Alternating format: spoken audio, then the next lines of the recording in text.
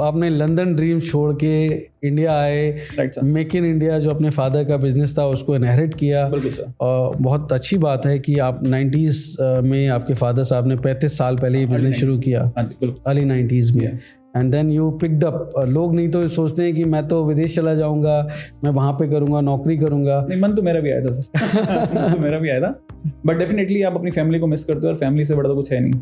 अभी भी हमारे पास एक्सपोर्ट के लिए पूरी गोल्ड माइन है जहाँ पे हम टैप कर सकते हैं। मन में ये सवाल आता है हमारे भी कि आप मशीन मैन्युफैक्चर कर रहे हैं और हिंदुस्तान में ही नहीं बल्कि पूरी दुनिया भर में आप मशीन लगवा रहे हैं, पर आपने कभी मन में ये नहीं सोचा कि हम ही शूज़ बना लेते हैं और इतना अच्छा मार्जिन है और इसमें करिए हिंदुस्तान में बैठा हूँ और कुछ बाहर बैठा हूँ, तो उस केस में अगर मेरे को प्लांट सेटअप करना है तो क्या रिक्वायरमेंट्स होंगी? क्या ये रिक्वायरमेंट्स हमारे हिंदुस्तान के लिए अलग होंगी या बाहर के लिए अलग होंगी? आप कैसे प्लांट सेटअप करके देते हैं? फिर इतना पोटेंशियल है, डूइंग वेरी गुड।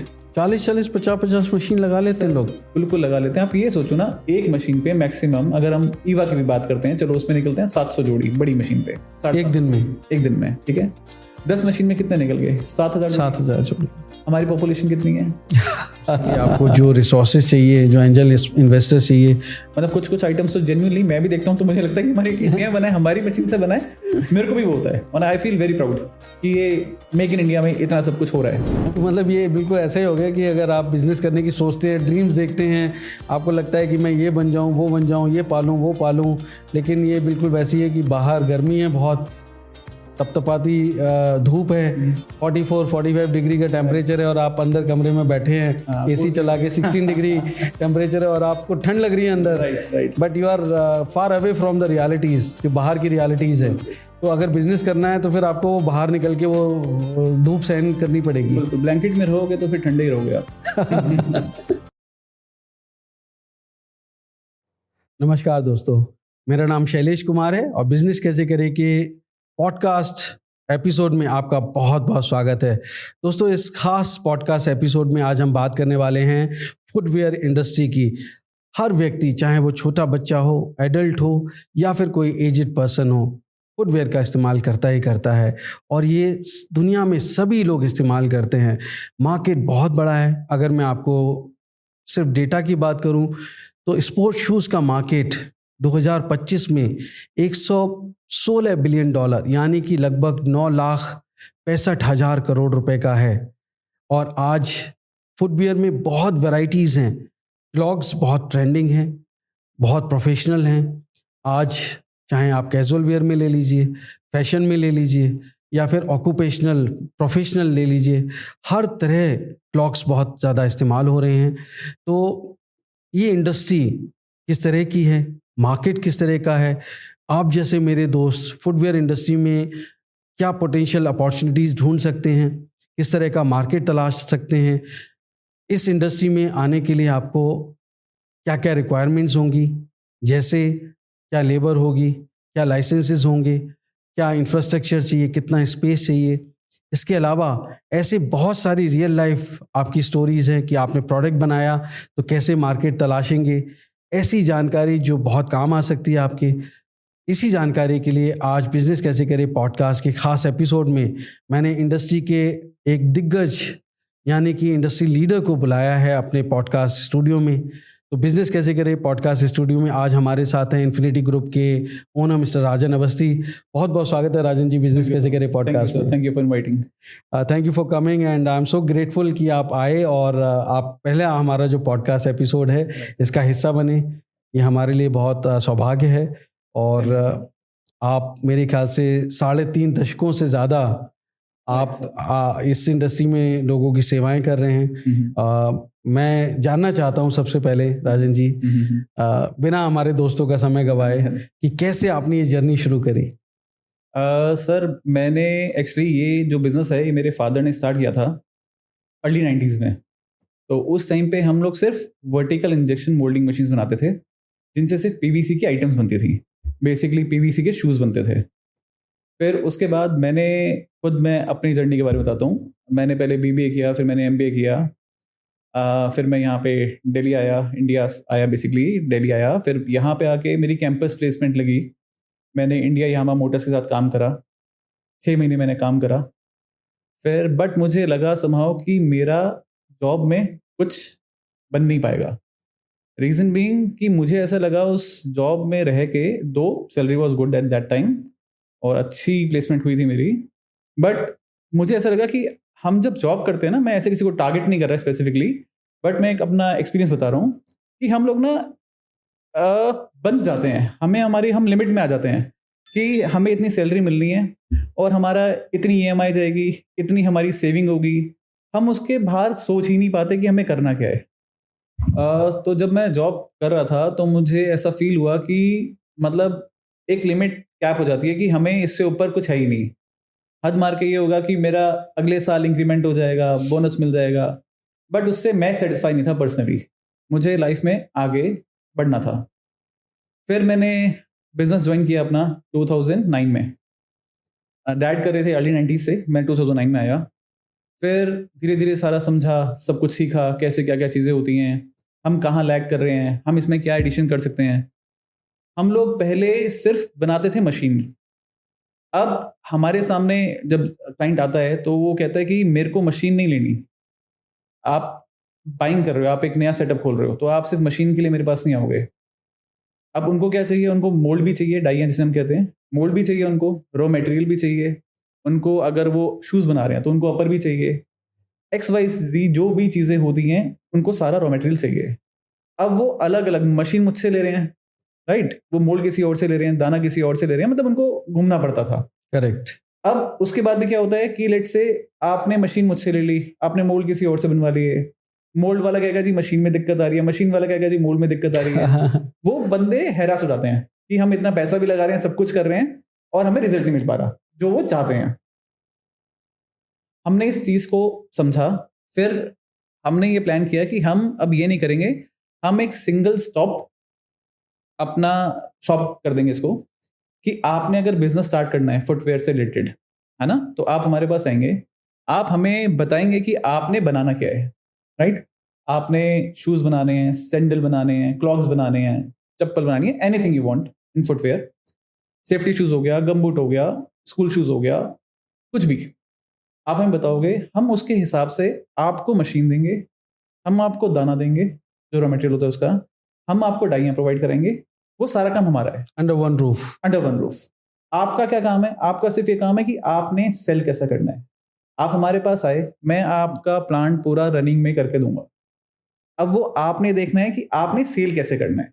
सेल के लिए भी हम आपको गाइडेंस कर देंगे, आपको ऑनलाइन कैसे जाना है, ऑफलाइन कैसे जाना है, बट जो आपकी टेंशन है कि मैं ये प्रोडक्ट बनाऊंगा कैसे, वो सारी मेरी है। तो इस चीज को हमने ध्यान में रख के हमने इस चीज के ऊपर वर्किंग करी। हमने और मशीन्स ऐड करी कि क्या क्या मशीन्स लगती हैं इसके साथ में, पूरा सेटअप के साथ में जो भी लगता है अब हम पूरा सेटअप देते हैं। तो बेसिकली आज की डेट में हम पूरा सेटअप देते हैं जिसके अंदर सब कुछ इंक्लूड है, इवन ऑपरेटर्स। आपने मुझसे मशीन ले ली, लेट से हम दिल्ली बेस्ड हैं, ठीक है, हमारी फैक्ट्री है नरेला इंडस्ट्रियल एरिया में। अब आप हैं केरला से, आपको फैक्ट्री लगानी है केरला में। अब आप बोलोगे ठीक है जी मैं मशीन ले जाऊंगा, आपने मुझे सेटअप दे दिया, लड़का चलाएगा कौन, उसे सिखाएगा कौन उसको, उसके लिए हम आपको ऑपरेटर भी देते हैं। आप हमारे पास आएंगे, मैं आपको ऑपरेटर दे दूंगा, वो वहां जाएगा, आपके लड़कों को वहां पे सिखाएगा। आप उसको रखो 1 महीना, 2 महीना, 3 महीना, 6 महीना, जब तक वो सीख नहीं जाते वो वहीं पे रहेगा। ऑब्वियसली उसके एक्सपेंसेस आपको पे करने होते हैं, आना जाना, फूड, अकोमोडेशन जो भी है वो सब आपको पे करना है, बट वो सिखाएगा। और यूजली वो 1 आध महीने में वापस भी आ जाता है, क्योंकि इतना कोई मतलब इतनी कोई टफ नहीं है मशीन चलाना। जी जी। और इसके अंदर क्या रहता है कि हम लोग पूरा कंप्लीट आपको हर एक चीज अंडर वन रूफ देते हैं।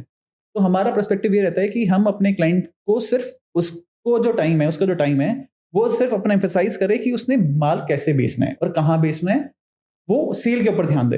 प्रोडक्शन सारा हम हैंडल करेंगे। तो आपने लंदन ड्रीम छोड़ के इंडिया आए, right sir. Make in India जो अपने फादर का बिजनेस था उसको इनहेरिट किया। बिल्कुल सर। और बहुत अच्छी बात है कि आप 90s में आपके फादर साहब ने 35 साल पहले ये बिजनेस शुरू किया, अर्ली 90s में, and then you picked up. लोग नहीं तो सोचते हैं कि मैं तो विदेश चला जाऊंगा, मैं वहां पे करूंगा, नौकरी करूंगा। नहीं, मन तो मेरा भी आया था सर। तो मेरा भी आया था, बट डेफिनेटली आप अपनी फैमिली को मिस करते हो और फैमिली से बड़ा तो कुछ है नहीं। और अब भारत में आपको मार्केट दिखा, भारत आपको लगा कि जो मेरे ड्रीम्स हैं वो नौकरी से पूरे नहीं होंगे। बिल्कुल sir. And you were ready to, you had the courage, you were ready to take up that. Right sir. कि मैं इतनी मेहनत कर पाऊंगा। सर देखो, मेहनत करने की बात ये होती है कि जब मैंने जॉब स्टार्ट करी, ठीक है, अब हमारा टाइमिंग होता था 8 to 5 का। अब उसमें भी कैब आती थी 6 बजे, 2-1.5 घंटा जाने का, फिर 1.5 घंटा आने का। घर हम आ रहे हैं 7 बजे 8 बजे, सो जाओ फिर सुबह जल्दी उठो 5 बजे।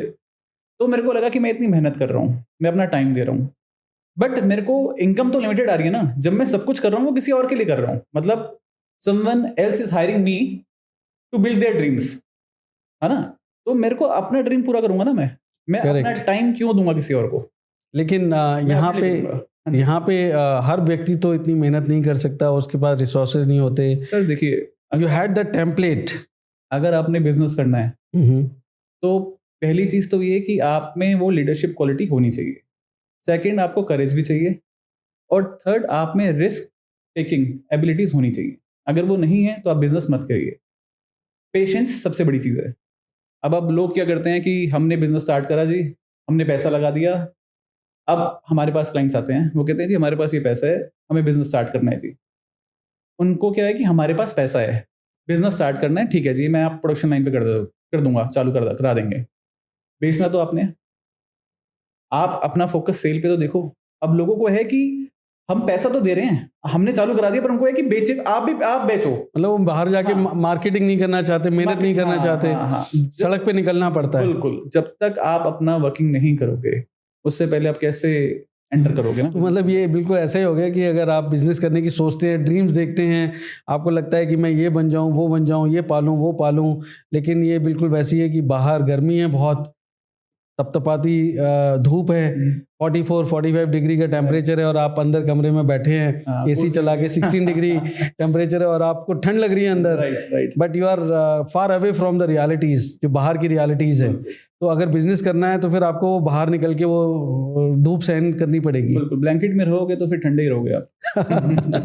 ये चीज़ है सर। तो इसके लिए, बिजनेस के लिए आपको ये सब चीजें तो मैंडेटरी करनी ही पड़ेंगी। और फिर जब आपने बिजनेस शुरू किया, अपना अपने फादर साहब का बिजनेस टेकअप किया, तो उस समय किस तरह की मशीनें थी, किस तरह की टेक्नोलॉजी थी, किस तरह की आपके पास रिसोर्सेज थे, और मार्केट किस तरह का था, और then how it graduated to the level which is today. Right sir. उस टाइम पे हम ये बोलेंगे हमने एवोल्यूशन लाए, हम अपनी मशीनरी, हमने एडवांसमेंट करी, उसके अंदर प्रोडक्शन बढ़ाई, उसकी एफिशिएंसी बढ़ाई उसकी, फिर हमने आइटम्स बढ़ाए कि हम इसमें क्या क्या चीज़ें और निकाल सकते हैं सेम मशीन से। हमने उन सब पे काम करा। फिर हमने देखा कि हम लेबर कैसे कम कर सकते हैं, इसकी ऑटोमेशन पे हम कैसे कैसे जा सकते हैं, हमने उस पर काम करा। फिर हमने इसमें चेंजेस क्या लाए कि यहाँ से लोग मार्केट इन्वॉल्वमेंट की बात करते हैं। अब आज की डेट में आपको पता ही है फैशन कितना मेजर रोल प्ले कर रहा है। करेक्ट। आज की डेट में हर बंदे को फुटवेयर चाहिए।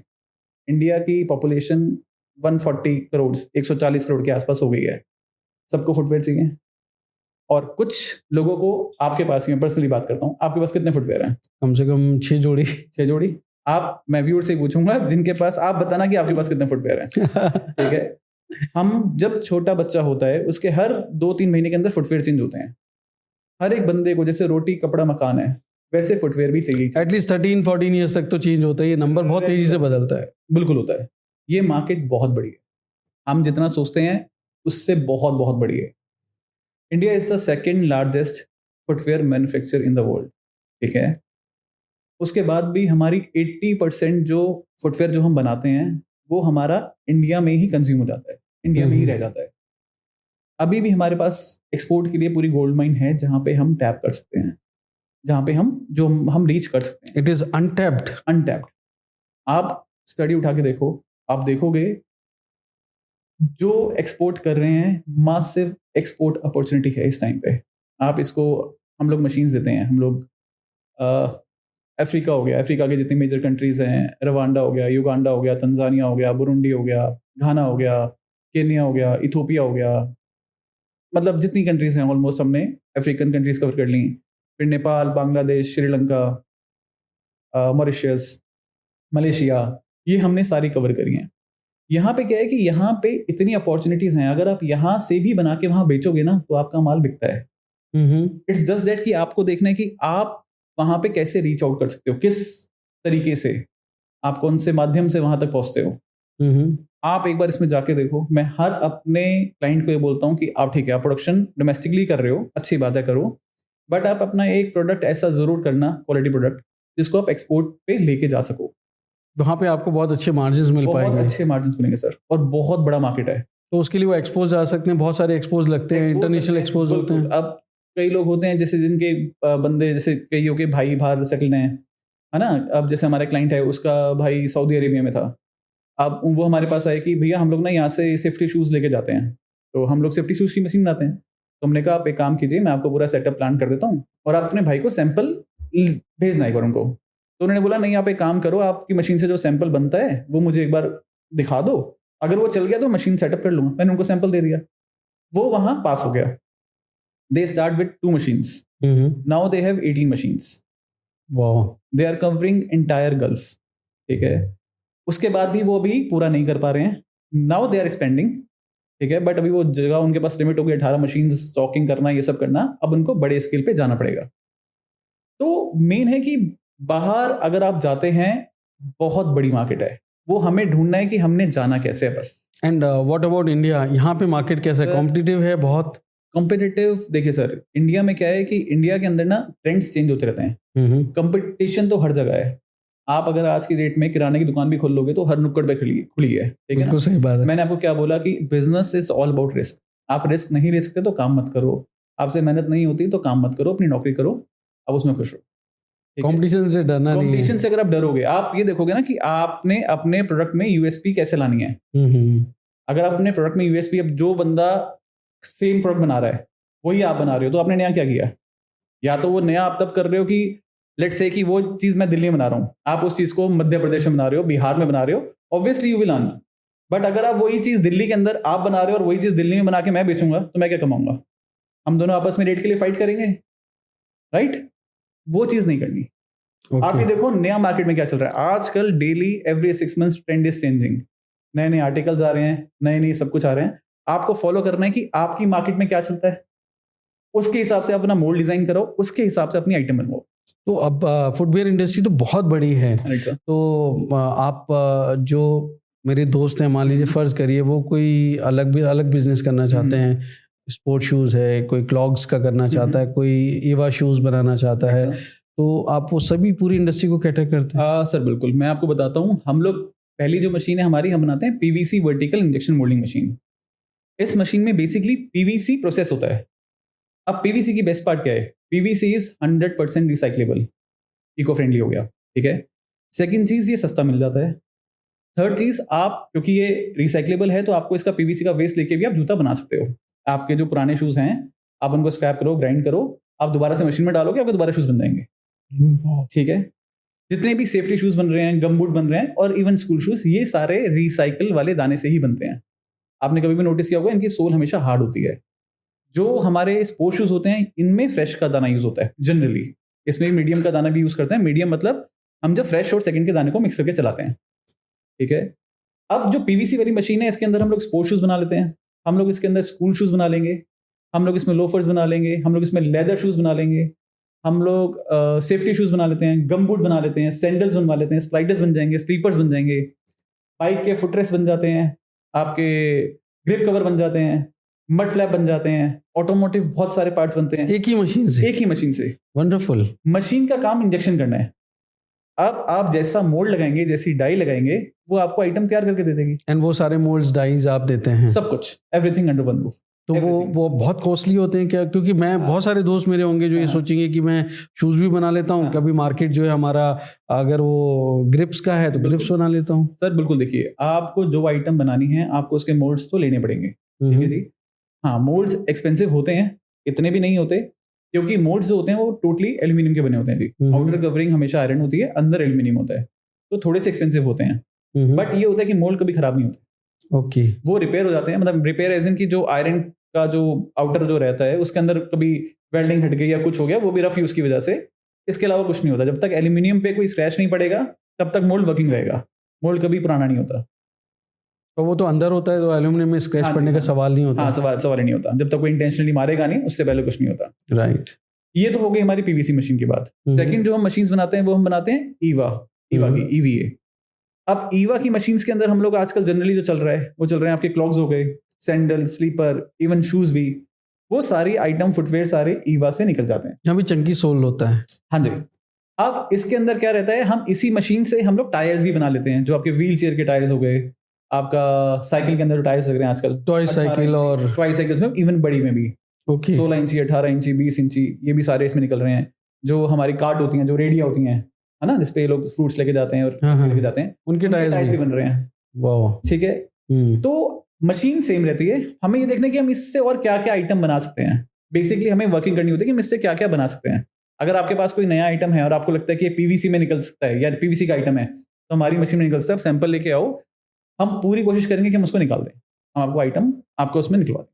तो ये 2 तरीके की मशीन्स हैं जो आप जिसमें डील करते हैं। इसमें साइजेस होंगे? बिल्कुल सर, इसमें साइजेस होते हैं। एक तीसरी मशीन भी हमारी है, उसको हम कहते हैं प्लास्टिक मोल्डिंग मशीन। वो बेसिकली लो बजट मशीनरी हमारी। उसके अंदर हम लोग वो आपका 5 ग्राम से लेके और 100 ग्राम तक की जितनी भी प्लास्टिक की आइटम्स होती हैं वो सारी बन जाती हैं उसके अंदर।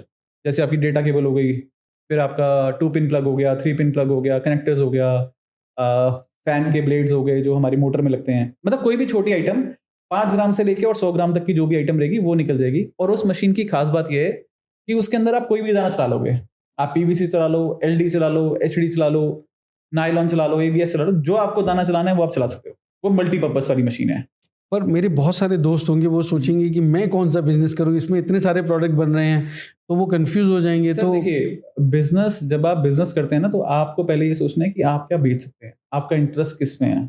आप किसी की बातों में जाके थोड़ा बिजनेस स्टार्ट कर लोगे, आपका उसमें इंटरेस्ट भी तो होना चाहिए ना। ठीक और है, मार्केट भी तो देखना चाहिए, मार्केट है नहीं है वहाँ। आपके वहाँ पे डिमांड किस चीज की है। आप मेरे पास आए, आपको फुटवेयर बिजनेस स्टार्ट करना, लेट से, ठीक है, मैं आपसे सबसे पहले क्वेश्चन नहीं पूछूंगा सर आपने बनाना क्या है। आप जब भी आओ, जब भी किसी बिजनेस में एंटर में, ये नहीं कि किसी बिजनेस में, आप पहले प्रोडक्ट तो देखोगे ना कि आपने बनाना क्या है, उसी हिसाब से आप मार्केट में एंटर करोगे। तो वो थोड़ी वर्किंग आपको करनी पड़ेगी। तो आप मान लीजिए किसी ने ये डिसाइड कर लिया कि मुझे ये बिजनेस करना है, अच्छा, तो वो मार्केट फिर ढूंढेगा कैसे? मतलब हाउ डू यू हेल्प, कैसे आप सर देखो, सबसे पहले तो मैं ये कहता हूँ कि आप अपने नियर बाय एरियाज में होलसेल मार्केट में जाओ, रिटेल मार्केट में जाओ, वहाँ के ट्रेंड देखो कि वहाँ पे चल क्या रहा है ना। उसके बाद कि आपको क्या लगता है कि आप ये आइटम बनाओगे तो ये चल रही है नहीं चल रही। आप मेरे ऑफिस में आओगे, मैं तो आपको 20 आइटम दिखा दूंगा। अब चूज तो आपने करना है कि हाँ जी मैं ये बनाऊंगा। इसके बाद भी कि हमारे यहाँ ये वाला ट्रेंड नहीं चलता, हमारे यहाँ ये चलता है। आपको जो लगता है कि आपकी मार्केट में चलता है, always go with that. Recommend हम कर देते हैं कि भैया नया आजकल ये भी चल रहा है, इसमें से आपको चूज करना है, आप कर सकते हो। बट ऑलवेज गो कि आपका इंट्यूशन क्या कहता है। हम आपको हेल्प करते हैं हर चीज के अंदर, बट वो आपको डिसाइड करना होता है। अच्छा, ये जो ट्रेंड चलते हैं ये अलग अलग देशों में अलग अलग समय पे अलग अलग शेप साइज डिजाइन के सर लिए? बिल्कुल, शेप साइज अब अफ्रीकन कंट्रीज के अंदर साइजेस बड़े हैं, ठीक है, हमारे इंडियन में छोटे हैं, नेपाल में और छोटे हैं। तो ये साइजेस कंट्री वाइज डिफर करते हैं जी। तो करते हैं, बिल्कुल करते हैं। मतलब पैरों के साइज अफ्रीकन कंट्रीज में बड़ा है, नेपाल में और छोटा है, हमारा पीच का है। मतलब चलता है वैसे 6 7 8 9, वहाँ भी 9 तक जाता है, बट हाँ वहाँ पे 6 7 8 जाता तो है। ये साइजेस के हिसाब से क्या अलग अलग मशीन लेनी होंगी या नहीं सर, वो आपका साइजेस मोल्ड डिसाइड करता है। हम मशीन का काम तो इंजेक्शन करना ही है, उसको माल को बनाना है। वाके केस में हमारा जिस साइज का मोल्ड होता है उसके हिसाब से हम लोग प्रोडक्शन, मतलब वो निकल के आएगा, पीस बाहर आएगा। तो मतलब मान लीजिए किसी को एक ही मशीन से सबसे ज्यादा मैक्सिमम आउटपुट लेना है, तो क्या साइजेस उनको चूज करनी चाहिए? सर टोटली डिपेंड कि आप कौन से साइजेस चाहते हो। अब जैसे जनरली मैं आपको एक वैसे बताता हूँ। अब इन केस ऑफ ईवा लोग जाते हैं, हमारी 8 पेयर वाली जो मशीन है उसमें जाते हैं 2 3 4 5 6 7 8 9। उसका रीजन ये है कि इसके अंदर हमने टीन से लेके और एडल्ट तक सारे साइज कवर कर लिए। एक ही बार में आपके 8 पेयर बन रहे हैं, उसमें अलग अलग साइज आ गए 2 3 4 5 6 7 8 9। तो उसमें टीन से लेके हमने एडल्ट तक सारे साइजेस कवर कर लिए। उसमें भी हम क्या करते हैं, 2 3 4 का एक डिजाइन कर दिया क्रॉक्स का, और 6 7 8 9 का क्लॉक्स का एक डिजाइन कर दिया। इस हिसाब से हम लोग पे कर लेते हैं। और हमारी जो ये वर्टिकल इंजेक्शन मोल्डिंग मशीन रहती है, इसको अगर हम बात करते हैं एक सर्कल की, एक राउंड की, साइकिल की, तो उसमें हमें मिनिमम 5 पेयर्स चाहिए होते हैं। अब यहाँ पे जो जनरली चलते हैं इंडिया की बात करें तो 6 to 10, 6 7 8 9 10। तो अब मतलब एक बहुत जेन्युइन सा सवाल है कि जब भी कोई बिजनेस करता है तो वो सोचता है कि इन्वेस्टमेंट करना है, तो वो इन्वेस्टमेंट अगर करेगा तो क्या इन्वेस्टमेंट के हिसाब से अब मशीनें होती हैं आपके पास में, या उनको फिर वो कोई सब्सिडी के लिए जाना पड़ता है? How they work it out? Sir देखिए, इन्वेस्टमेंट के हिसाब से ही मशीन होती हैं, ठीक है। सेकंड, अब लोगों को सब्सिडी आजकल अच्छी गवर्नमेंट की साइड से अच्छी सब्सिडीज मिल रही हैं, हर स्टेट की अलग अलग है। उसके लिए आपको अपने नियर बाय बैंक पे जाके कांटेक्ट कीजिए, उनसे पूछिए कि कौन कौन सी सब्सिडी चल रही हैं। मैं ऐसे फुटवेयर प्लांट मैन्युफैक्चर मतलब हम करना चाह रहे हैं, फुटवेयर मैन्युफैक्चर करना चाह रहे हैं, उसके accordingly they will guide you कि यहाँ पे कौन सा भी इस टाइम पे कौन सा प्रोग्राम चल रहा है, कौन सी सब्सिडी है, दे विल गाइड यू। अच्छा राजन जी, मतलब हर बिजनेस की कोई नेगेटिव साइड तो होती है, बिल्कुल होती है सर। तो फुटवेयर इंडस्ट्री में भी क्या कोई नेगेटिव साइड है, और क्या लोन लेना चाहिए इस बिजनेस के लिए, नहीं सर लेना देखिए, चाहिए? लोन आप तब लो जब लोन गवर्नमेंट दे, ये मेरा पर्सनल मानना है। अगर आपको गवर्नमेंट की साइड से लोन मिल रहा है क्योंकि उसका आरओआई रेट ऑफ इंटरेस्ट कम होता है, ठीक है। हम आपको अगर बाहर से लेना है, अब बहुत सारे प्राइवेट हैं जो लोग, जो कंपनीज हैं जो प्रोवाइड करती हैं, बट उनका आरओआई बहुत ज़्यादा है, रेट ऑफ इंटरेस्ट बहुत ज़्यादा है, तो उस पर मैं, क्योंकि वो फिर बंदे के ऊपर बर्डन आ जाता है। आपकी ईएमआई तो पहले दिन से ही चालू होगी, करेक्ट, राइट, और आपको इनकम तो 2-3 महीने 6 महीने बाद शुरू होगी। यस यस, सेटअप करने में ही आपको 1 महीना लग जाएगा, फिर 2 महीने बाद से आप सोचो आप सेल करना शुरू करोगे, तो जो इनिशियल जो 6 महीने है ना, वो आपके लिए टफ हो जाते हैं। अगर तो आप कैपेबल हो, आपको लगता है कि हाँ मेरे में इतना करेज है कि मैं 6 महीने तक मैं झेल लूंगा, फिर तो ठीक है। बट अगर आपको लगता है कि आप नहीं कर पाओगे, तो फिर आपको नहीं लेना चाहिए। मैं हमेशा अपने सारे क्लाइंट से कहता हूँ कि always go with the government schemes. That is very good advice, क्योंकि मैं हमेशा चाहता हूँ कि नेगेटिव साइड भी लोगों को पता हो। बिल्कुल सर, बिल्कुल। क्योंकि बिजनेस सिर्फ पॉजिटिव पैसा कमाने की बात नहीं है, Right, और कोई पैसा गवाए ना अपना, ये बहुत ज़रूरी है। क्योंकि आप बड़ी मेहनत से पैसा कमाते हैं, आप जहाँ से भी पैसा ला रहे हैं, किसी की गाड़ी कमाई है वो। Right sir. तो राजन जी, अब मान लीजिए मेरे बहुत सारे दोस्त हैं जो विदेशों में हैं, तो क्या आपको लगता है कि मतलब जो आप मशीनें बना रहे हैं हिंदुस्तान में, वो विदेशों में भी हेल्प कर सकती है हमारे दोस्तों सर को? बिल्कुल, हम लोग यहाँ से पूरा प्लांट सेटअप करवाते हैं। हम लोग पैन इंडिया तो कैटर करते करते हैं, हम लोग बाहर भी मशीन्स देते हैं। हम यहाँ से आपको पूरा का पूरा सब कुछ A to Z हम आपको पूरा का पूरा सेटअप देंगे, प्लस ऑपरेटर भी बाहर जाएगा, ठीक है। अच्छा, वो फॉरेन कंट्री में भी आप अपने ऑपरेटर? अभी भी मेरा एक मतलब हमारा ऑपरेटर अभी भी अफ्रीका के अंदर है, एक मेरा अभी वो भी मॉरिशस में, एक तंजानिया में अभी। तो आप, हमारा जो लड़का है ऑपरेटर है, वो वहां जाएगा, पूरा प्लांट इंस्टॉल करेगा, रनिंग में लाएगा, ट्रेन करेगा, उसके बाद वापस आएगा।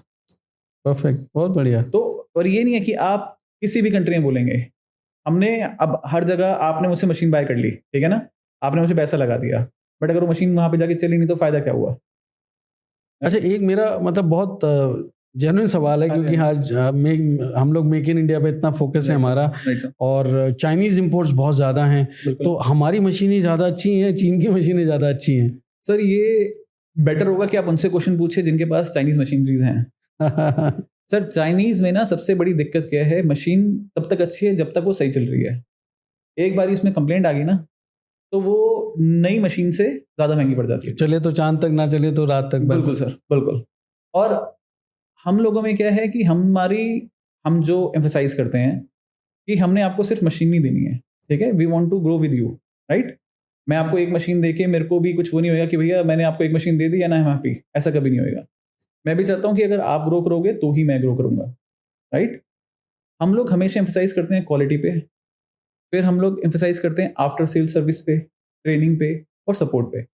जब मैं आपको सपोर्ट करूंगा, है ना, मेरे को, आपने मुझ पे पैसा लगाया, आपने मुझसे मशीनरी पूरा सेटअप ले लिया, बट मेरा भी तो फर्ज है ना आपको हेल्प करना, आपको ग्रो करने के अंदर। तो ये सारी सब, क्योंकि फिर वो आपको वर्ड टू माउथ पब्लिसिटी मिलती होगी, फिर वो आपका बिजनेस उस तरह से रन होता है। Right, that's very good strategy. In fact तो बिजनेस करने के लिए ऐसा सोचना चाहिए कि भाई अगर आप लोगों के साथ शोल्डर टू शोल्डर चल रहे हैं, तो फिर वो आपको आगे और बिजनेस में एक्सपेंशन में आपको मदद करेंगे। तो जैसे आप हैं, मतलब मन में ये सवाल आता है हमारे भी कि आप मशीन मैन्युफैक्चर कर रहे हैं, और हिंदुस्तान में ही नहीं बल्कि पूरी दुनिया भर में आप मशीन लगवा रहे हैं, पर आपने कभी मन में ये नहीं सोचा कि हम ही शूज़ बना लेते हैं और इतना अच्छा मार्जिन है और इसमें पैसा कमा लेते हैं? सर देखो, सब कुछ अगर मैं ही करूँगा तो फिर बाकी सब क्या करेंगे, राइट।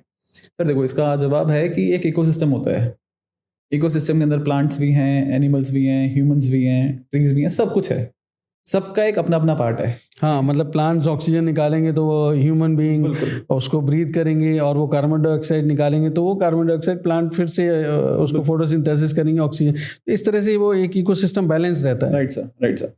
तो पहली बात तो हम अपनी इस मैन्युफैक्चरिंग में ही इतने एंगेज्ड हैं, मशीनरी में ही, कि हमने कभी फोकस हमारा उस साइड पे आया ही नहीं। फोकस बहुत जरूरी है बिजनेस। बिल्कुल। अब हमें पता है कि हम डिटरमाइंड है, हमने मशीन बनानी है, राइट। हमने अपना फोकस एक ही जगह रखा हुआ है। अब मैं सोचूं कि मैं मशीन भी बना लूंगा, मैं ये शूज भी बना लूं, मैं क्लॉक्स भी बना लूं, मैं एक्सपोर्ट भी कर लूं, मैं डोमेस्टिकली भी कवर कर लूं, तो एवरीथिंग इज नॉट पॉसिबल। हमें पूरी टीम चाहिए होती है। आपको कोई भी काम करना है, आप टीम में कर लोगे, अकेले आप सब कुछ नहीं कर सकते, राइट। तो मेन चीज क्या है कि पहली चीज तो ये है कि आप देखो आप प्रोडक्ट कौन सा चूज कर रहे हो, उस पर कॉन्स्टेंट रहो, उसके ऊपर आप वो लेवल अचीव करो, राइट। रादर देन कि मैं यहाँ भी प्ले करूँ, मैं मशीन भी बनाऊं, मैं जूते भी बनाऊं, मैं क्लॉक्स भी बनाऊं, मैं सैंडल भी बनाऊं, एक्सपोर्ट भी करूं, डोमेस्टिकली करूं, तो ये फिजिबल नहीं रहेगा। तो अब जैसे आपने इन 35 सालों में एक लेवल अचीव किया है, बट डू यू थिंक कि अभी आपको एक्सपेंशन की ज़रूरत है, या आप कैसे, मतलब कहाँ से, आप भी ने कभी शुरू किया होगा छोटे से, पैसा ज़रूरी होता है पर यहाँ पे बड़े बड़े प्लांट्स भी होते हैं, तो अभी आपको क्या लगता है आगे कैसे, मतलब do you want to collaborate या आप अकेले ही करते हैं सब कुछ? सर अभी तक तो हम लोग अपनी साइड से ही कर रहे हैं सब कुछ। हाँ, इस मार्केट में पोटेंशियल बहुत है, बहुत ज़्यादा है। इनफैक्ट ये मैं नहीं कह रहा, आप डेटा देखेंगे आपको अपने समझ में आ जाएगा। क्या डेटा क्या कहता है, पहले डेटा की बात कर लेते हैं। सर अभी हमारी जो पॉपुलेशन है वर्ल्ड की, दैट इज अराउंड 8 बिलियन, ठीक है जी, 8 अरब। उसके बाद हमारी इंडिया की पॉपुलेशन ही 1.4 बिलियन है, ठीक है।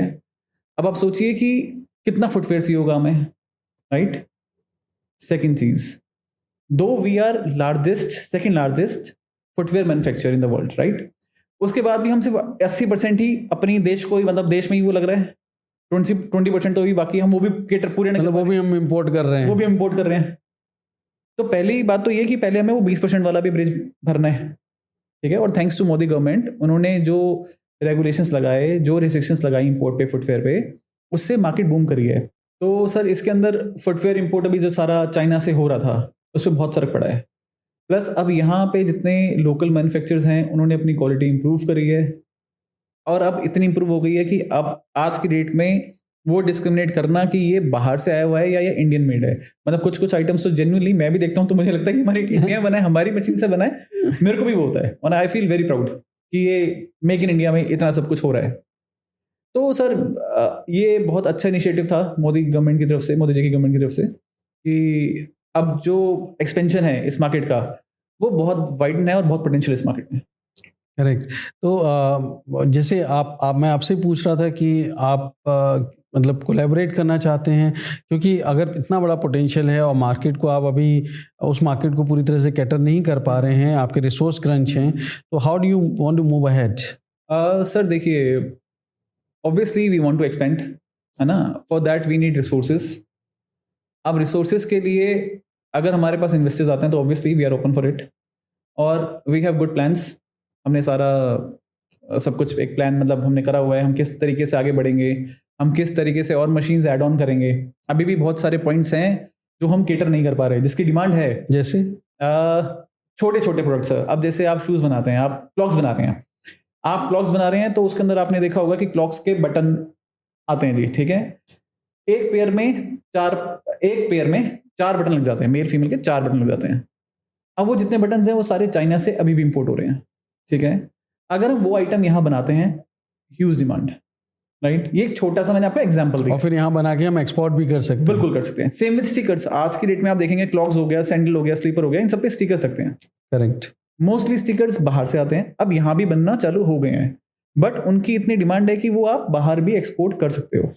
तो इस तरह से जैसे बड़े प्लांट्स लगाना है या और एसेसरीज वाली मशीनें लगानी है, मशीन्स हो गई, साथ में हमारी ही मशीन में हम इसको और टेक्नोलॉजी एडवांसमेंट कर सकते हैं। हम उसी प्लांट को छोटे भी कर सकते हैं और बड़ा भी कर सकते हैं। हमारे पास अगर और जगह हो तो हम इस पे और ज्यादा प्ले करेंगे with the help of chips, AI, robotics, automation, yes, everything.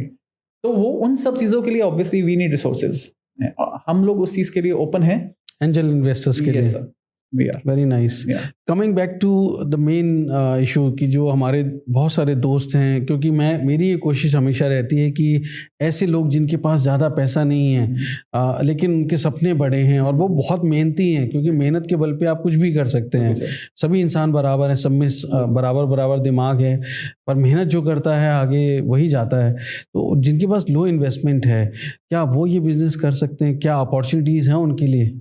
Sir देखिए, अपॉर्चुनिटीज़ तो बिल्कुल हैं, मैंने आपको पहले भी ये चीज़ बोली थी, अगर वो गवर्नमेंट से लोन लेके कर रहे हैं तो येस, अगर वो लोन प्राइवेट इंस्टीट्यूशन से नहीं है और गवर्नमेंट से है, उनका रेट ऑफ इंटरेस्ट कम है, तो obviously yes they can do. Secondly, जो मैंने फेस करा अभी पीछे, मेरे पास मतलब मेरे क्लाइंट्स भी आए, अब उन्होंने क्या करा, उन्होंने सस्ते के चक्कर में मशीन्स कहीं और से ली। अब हमसे कोई भी इंक्वायरी आती है, लेट से आपने मुझसे मशीन खरीदनी है, तो आप मुझे फ़ोन करते हो हमारे नंबर पे, आप हमसे इंक्वायरीज देते हो। आधे बंदे तो फ़ोन पे ही अपनी फैक्ट्री सेटअप करना चाहते हैं जी, आना मतलब आना चाहते हैं, बट वो मतलब आ नहीं पाते या किसी रीज़न से। मैं हमेशा एडवाइस करता हूँ, आपने अगर फैक्ट्री सेटअप करनी है, यू मस्ट विजिट, चाहे आप मुझसे मशीन लो या किसी और से लो, बट आप जाओ, आप पहले देखो कि वो मशीन कैसे बन रही है, क्या क्या लग रहा है, उस मशीन से आइटम कैसे बन रही है, चलता हुआ पूरा सेटअप देखो। उसके बाद आप डिसाइड करो कि क्या ये आइटम इस तरीके की जो बन रही है वो आप मार्केट में बेच लोगे, उसके बाद अपना पैसा लगाओ। ये चीजें देखना बहुत मैंडेटरी है। मतलब कोई कहे कि नेगेटिव साइड क्या है, तो ये बहुत Negative- बड़ा Right, पॉइंट है। मैं बताता हूँ, नेगेटिव साइड ये है कि कुछ लोग ऐसे भी हैं, वो इसमें हम बोलेंगे नहीं, वैसे कुछ लोग ऐसे भी हैं जो पुरानी मशीनरी को रिफर्बिश करके बेचते हैं, वो हमारा काम नहीं है। आप आओगे, आपके सामने मशीनरीज बन रही होंगी, वो आप देख सकते हो। अच्छा, सावधान रहना है ऐसे लोगों से। बिल्कुल रहना है, पहली चीज। सेकंड चीज, लो कॉस्ट मशीनरीज भी अवेलेबल हैं, ठीक है जी। अब उसमें फर्क क्या होता है, क्वालिटी का। अब ये तो है नहीं कि मैं एक मशीन बना रहा हूँ और आप एक मशीन बना रहे हो, तो मैं उस पर 50% का मार्जिन रख लूंगा और आप 10% में बेच दोगे उसको। आप कहीं ना कहीं तो क्वालिटी से कॉम्प्रोमाइज करोगे। सर हम लोग वो नहीं करते, हमारा रेट फिक्स होते हैं, हम लोग क्वालिटी से प्ले ही नहीं करते। हमारा प्राइम फोकस रहता है क्वालिटी। अगर मशीन सस्ती आपने ले ली, तो अगर वो एक बार ब्रेक डाउन हो गई ना, तो उसकी मेंटेनेंस उससे एक्सपेंसिव पड़ जाती है जी। और फिर वो लो क्वालिटी प्रोडक्ट बनाएगी तो आपको भी लो लो क्वालिटी क्वालिटी। प्रोडक्ट है, वो लोग टिक नहीं पाते। वो at the end of the day या तो वो सेकंड मशीन हमारी लेंगे, हमारे साथ जुड़ते हैं, और नहीं तो वो अपना बिजनेस ही बंद कर देते हैं जी। तो मैं हमेशा बोलता हूँ कि आप कोई भी लो, कहीं से भी लो, ऑलवेज गो फॉर क्वालिटी। आप कोई भी आइटम बनाओ, हमेशा क्वालिटी वाली बनाओ, आप हमेशा सस्ती। अच्छा, बिजनेसेस बंद होते हैं इस इंडस्ट्री में? सर बिल्कुल होते हैं। आप अगर मेहनत नहीं करोगे, आपने प्लांट लगा लिया, आप सेल ही नहीं कर रहे, आपको वो है कि मैंने पैसा लगा दिया, ये बन रहा है, बेचेगा कौन? आप में बेचने का भी तो हुनर होना चाहिए ना सर। आपने यूएसपी क्या प्ले करी है? तो क्या सजेस्ट करते हैं, मतलब लोगों को मशीन लगाना चाहिए सीधे सीधे, या पहले सेलिंग करना चाहिए? सर आप अगर सेलिंग करते हो, आप बाहर से बाइंग करते हो, तो ऑब्वियस ही बात है ना, आप ये देखो उनकी फिर मार्जिन नहीं रहेंगे। मार्जिन नहीं मिलेंगे आपको। पहले तो फैक्ट्री वाले ने ही अपना मार्जिन निकाल लिया, फिर वो होलसेलर पे जाएगा, उसके बीच में भी दो बंदे होंगे, पहले डीलर जाएगा, डिस्ट्रीब्यूटर जाएगा, होलसेलर जाएगा, फिर रिटेलर जाएगा। तो उसके बीच में जो मार्जिन है ना, ये बहुत ज्यादा गैप है। तो उसके बीच में आप कर तो लोगे, इनिशियली आप करके भी देख लोगे, आपको मजा नहीं आएगा। अब वो बहुत कम मार्जिन में फिर काम नहीं कर पाओगे, फिर आपका मनी हट जाएगा।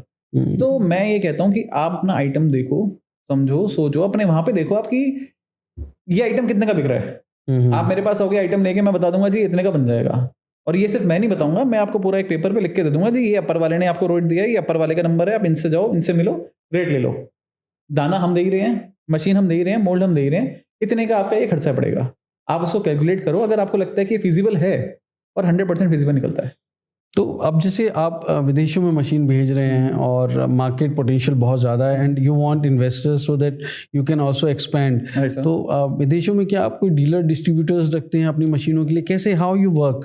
Sir yes, we have our distributors in Africa. We have appointed 2 distributors in Africa as of now, but yes, we are willing to expand more. हमारे नेपाल में भी है, हमारे श्रीलंका में भी है, बांग्लादेश में अभी बात चल रही है। तो हम लोग, अगर कोई भाई हमारा बाहर है, सेटल है, और उनको नॉलेज है, या वो इस काम को करना चाहते हैं एज अ डीलरशिप और distributorship, yes we can help them, और हम उनके साथ जुड़ के काम कर सकते हैं।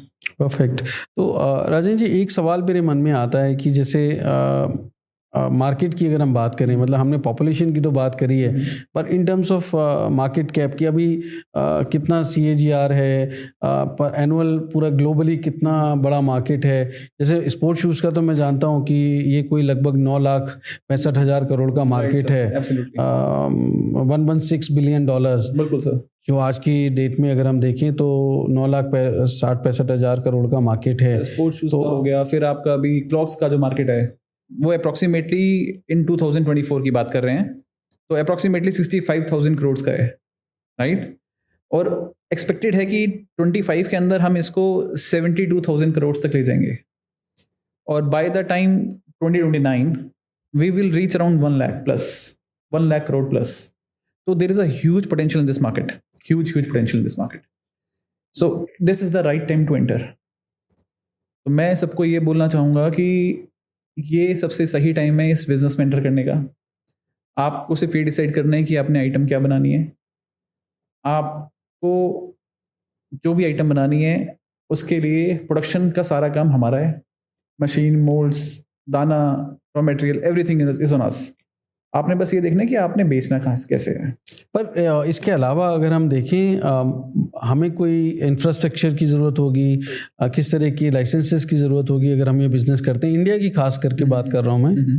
तो सर इसमें आपको देखना होता है कि आपको जैसे जीएसटी सर्टिफिकेट चाहिए, पॉल्यूशन सर्टिफिकेट चाहिए, फायर एनओसी चाहिए. तो ये हर एक स्टेट की अलग अलग कंप्लाइंस हैं जो आपको फॉलो करनी होती हैं और ये फॉलो करनी भी चाहिए. तो आपको ये सब देखना होता है. और अगर हम बात करें कि अगर हम स्टार्ट विद ईवा, अगर हम ईवा मशीन की बात करते हैं तो आपको जो मिनिमम एरिया एक मशीन के लिए रिक्वायर्ड होता है that is around 500 square feet, right. And if you go for vertical injection moulding machine it is 1000 square feet for the total setup. इतना एरिया हमें बेसिकली रिक्वायर्ड होता है इसमें.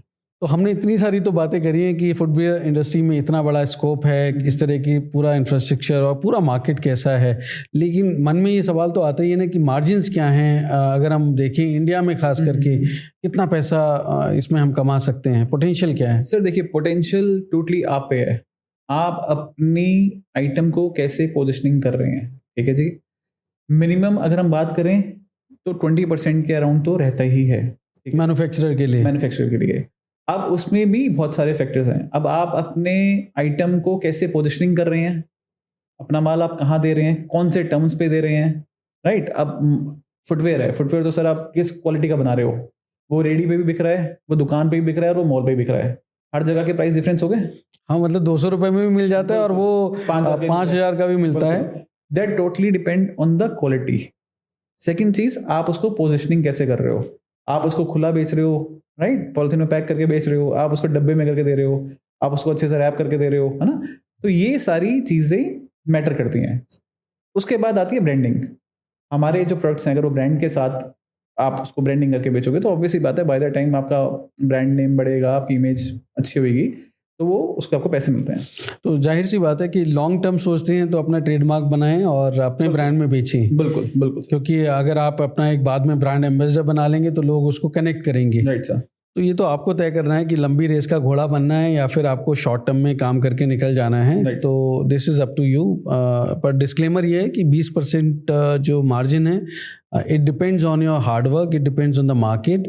ऐसा नहीं है कि कोई फिक्स है, आप ज़्यादा भी कमा सकते हैं. Sir that totally depend on you, आपकी कैपेबिलिटीज़ क्या हैं.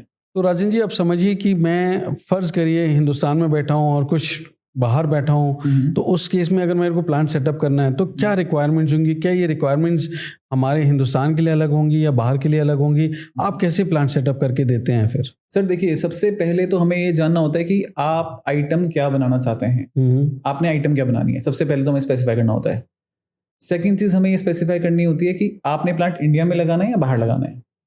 थर्ड, हम लोग आपको A to Z सॉल्यूशंस देते हैं. मैंने आपको बताया, मशीन हो गई, मोल्ड्स हो गए, रॉ मटेरियल हो गया, एवरीथिंग हम आपको सब कुछ देते हैं, इवन ऑपरेटर्स तक देते हैं. तो उस चीज़ के अंदर से आप बिल्कुल निश्चिंत हो जाइए कि हमारी साइड से आपको सपोर्ट इवन आफ्टर सेल्स भी मिलेगा. मैंने आपको machine they the, it doesn't mean कि मैं साइड हो गया. मैं हमेशा आपके साथ हूँ. जब तक आप बिजनेस कर रहे हो मैं हमेशा आपके साथ रहूँगा. तो राजन जी, मतलब आपने जब जर्नी शुरू करी तो कुछ बहुत बड़े बड़े ब्रांड्स बन गए आपकी मशीनों से? सर देखिए, almost every major brand of India हमने वहाँ मशीन्स दी हुई हैं. रियली? हाँ जी, ऑलमोस्ट एवरी. ठीक है. सेकेंडली, बहुत सारे क्लाइंट्स हैं जिन्होंने एक मशीन से, 2 मशीनों से शुरू करके आज उनके पास 40 मशीन, 50 मशीनें तक हो गई हैं. इतना पोटेंशियल है. Doing very good. 40, 50 मशीन लगा लेते हैं लोग. बिल्कुल लगा लेते हैं. आप ये सोचो ना, एक मशीन पे मैक्सिमम, अगर हम ईवा की भी बात करते हैं, चलो उसमें निकलते हैं 700 जोड़ी बड़ी मशीन पे एक दिन में. एक दिन में, ठीक है. 10 मशीन में कितने निकल गए? 7,000 जोड़ी. हमारी पॉपुलेशन कितनी है? लोगों को लगता है कि हमारे इस एरिया में मशीन लग गई, मैं इस एरिया में अगर दूसरी मशीन लग गई तो काम नहीं चलेगा. ऐसा नहीं होता. आप स्टडी करो, आप पहले ये देखो, पूरे ग्राफ्स देखो कि हमारी पॉपुलेशन के हिसाब से हमारी कितनी यहाँ पे हम कितना बना पा रहे हैं और इसमें पोटेंशियल कितना है। 80% ही हम कवर कर पा रहे हैं। हम कवर कर पा रहे हैं, अभी भी 20% हमारा बाहर से आ रहा है, इतना सब कुछ। और जबकि बाहर एक्सपोर्ट का पोटेंशियल बहुत ज़्यादा है। बहुत ज़्यादा है, बहुत ज़्यादा है। मतलब मैं ये मान के चलूँ कि आप कह रहे हैं कि बहुत बड़े बड़े ब्रांड्स, हम नाम नहीं लेना चाहते हैं, लेकिन उन्होंने आपकी मशीनों से शुरू किया और वो यहाँ तक पहुँचे। बिल्कुल सर। इसका मतलब है कि ये हमारे बहुत सारे दोस्तों के पास आज भी मौका है। सर बिल्कुल मौका है, बिल्कुल मौका है, और ये राइट टाइम है इसमें, इस फील्ड के अंदर आने के लिए।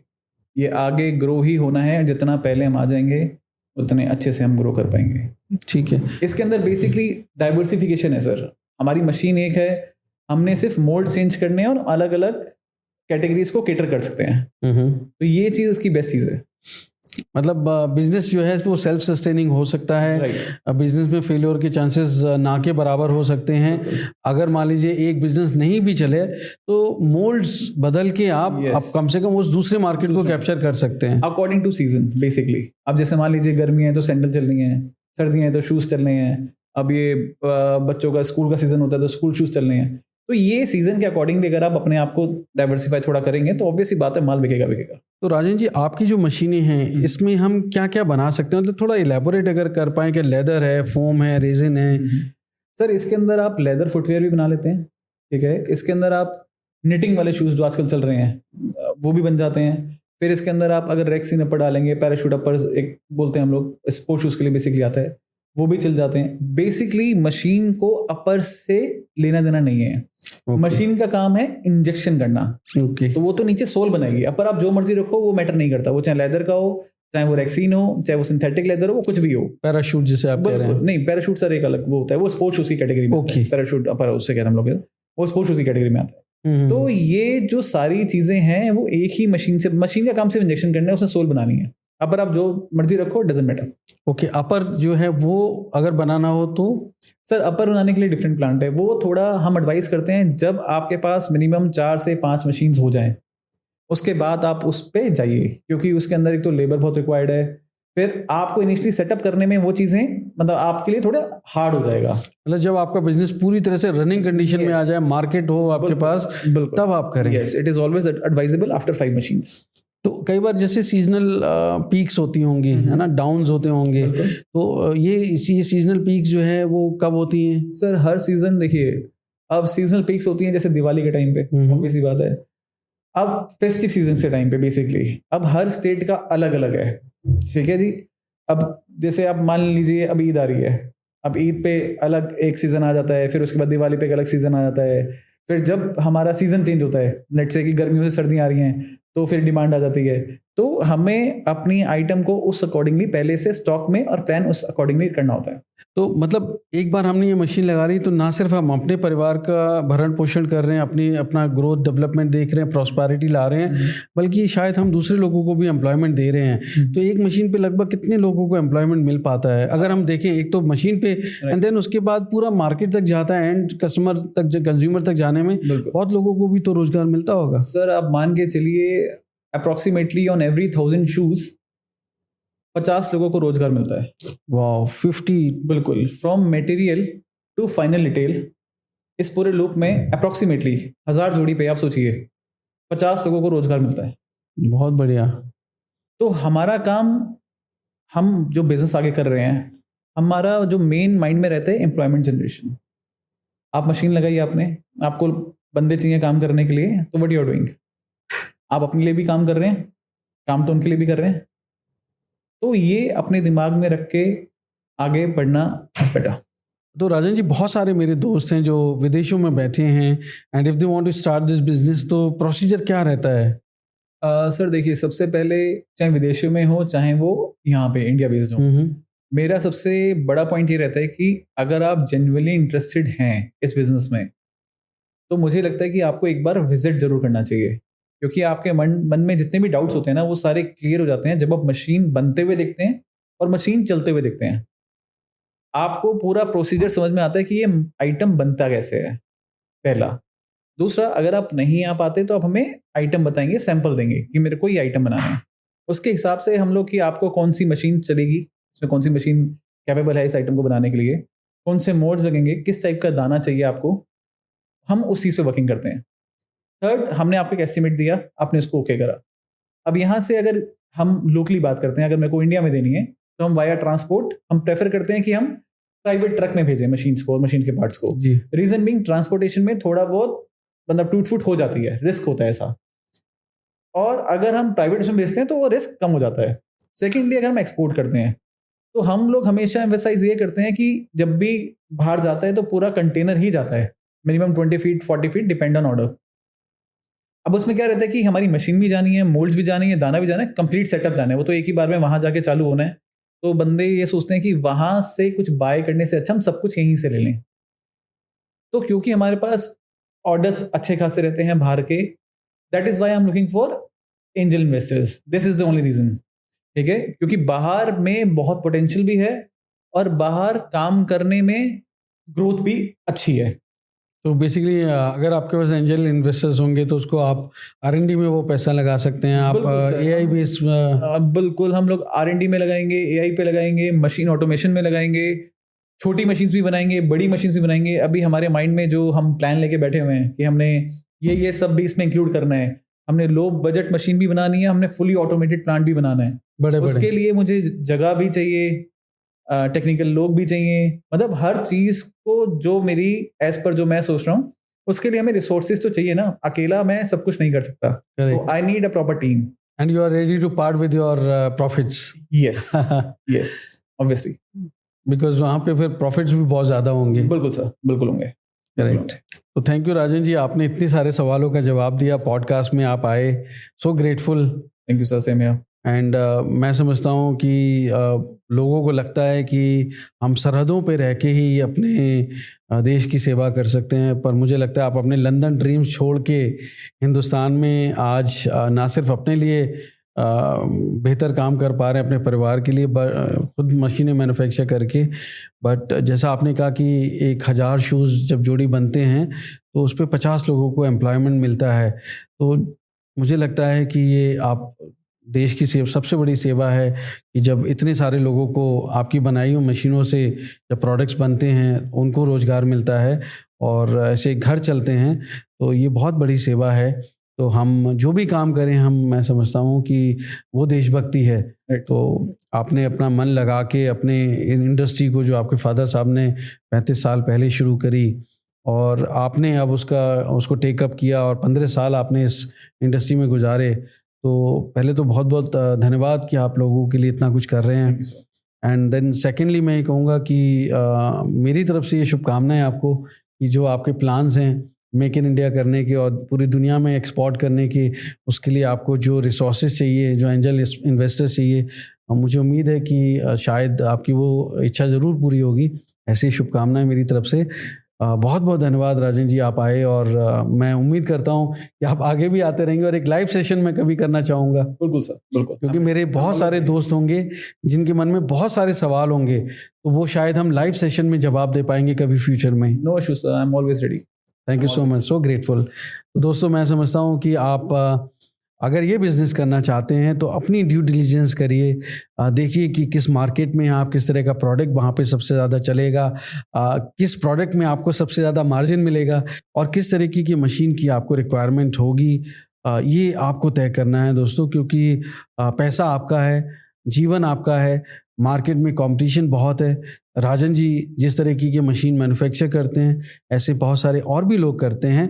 आपकी ये ज़रूरत है, आपको खुद जाना चाहिए, मार्केट सर्वे करना चाहिए, ड्यू डिलिजेंस करना चाहिए, क्योंकि पॉजिटिव साइड और नेगेटिव साइड एक सिक्के के दो पहलू होते हैं। तो आपको अपनी लाइफ को बैलेंस लेके चलना है, और मैं ये समझता हूँ कि आप निर्णय लेंगे तभी आप आगे बढ़ पाएंगे, क्योंकि पॉजिटिव और नेगेटिव तो लाइफ में चलते ही रहते हैं, और निर्णय जो लेता है वही आगे मंजिल तक पहुंचता है।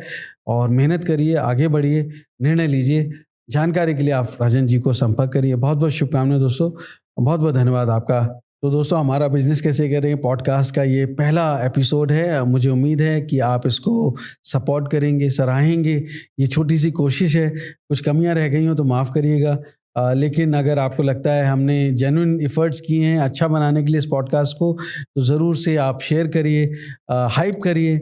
और मैं समझता हूँ कि इस चैनल पे आप बने रहिएगा, क्योंकि आगे ऐसे बहुत सारे पॉडकास्ट आपको मिलते रहेंगे जो आपको तरह तरह के बिजनेस आइडियाज़, नए नए बिजनेस मॉडल्स के बारे में जानकारी देते रहेंगे। बहुत बहुत धन्यवाद, बहुत बहुत शुक्रिया।